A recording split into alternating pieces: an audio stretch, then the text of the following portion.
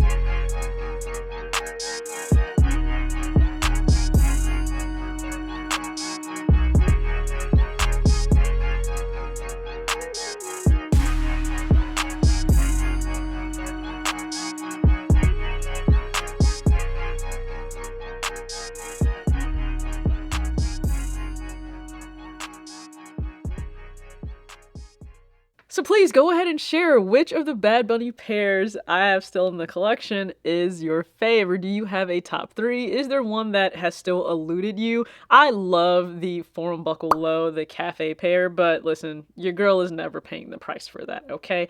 I'm just not. We'll have a conversation very soon about what I've spent on some shoes and would I ever do that again? But moving along, so the Cabo Rojo pair that released July recently. I'm not sure when this video will drop, but recently that released, again, paying respect to Puerto Rico and this time the beaches. So the actual colorway that read on the box: Wonder Clay, Wonder Aqua, and Ash Pink. Now, again, one thing that they get so right, the base models for any Bad Bunny sneaker or collaboration with Adidas, it's already at a very reasonable price point, right? You can take a look at a Forum Low, a Gazelle, even the Power Phase that we've seen him do in the past, and then the Response CL, every single pair that he does. And also, he's done a few more. I know he had the cross collaboration that also occurred with Messi, and then he's moved into like the ballerina, which we'll touch on that one second. But when you look at the actual base models for these pairs, they're already at pretty reasonable price points. I think that does hurt Jordan Brand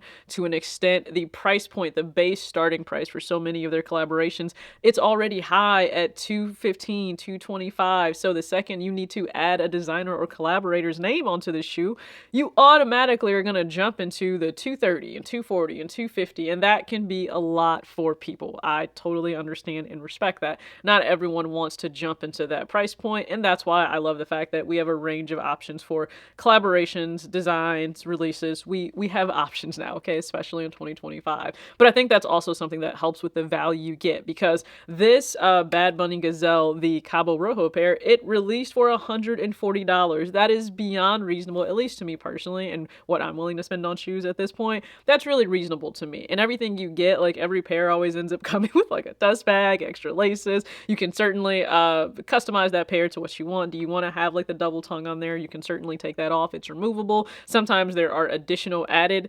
layers in terms of like the tongue and what is the design on there. You get options, and you usually also get additional laces too. So again, the value is there for you as a consumer if that's ever a concern. Now, the one thing I wanted to touch on is he's had the wider profile sneakers, right? So the bulkier pairs that I think look really, really great when it comes to wide leg bottoms. So think of the Forum Buckle Lows, think of the Response CLs, and now he's moved into some slimmer profiles. Some people have never been for the bulkier shoes. They really have been for the Sambas and the Gazelles, and there are a range, of course, of Adidas models that are similar in that slim profile. Doesn't work for everyone's foot, but with his Gazelle, it actually does. It has a wider base to it, which I really, really appreciate. So when you look at, though, him catering to both, I think that's really smart. Like the ballerina trend right now, that is hot. That silhouette, that style, that preference, that's hot right now. They immediately jumped on that. Okay, and I think when it comes to a collaborator receiving a ton of praise for, being in the forefront, or if is it considered hype enough, or will people respect it, too often that rests on what is the resale value of a shoe. And I would love for us to get past that. In a perfect world, maybe that happens, but we're not there. We're not there yet. But so many times if we're thinking about, a collaborator's pairs, like they really, really hit, that's so often based on what is the resale price, right? If it's certainly every single size is going over $400, $500, then people will think, oh no, like that's a respected collaboration. That collaborator is at the top.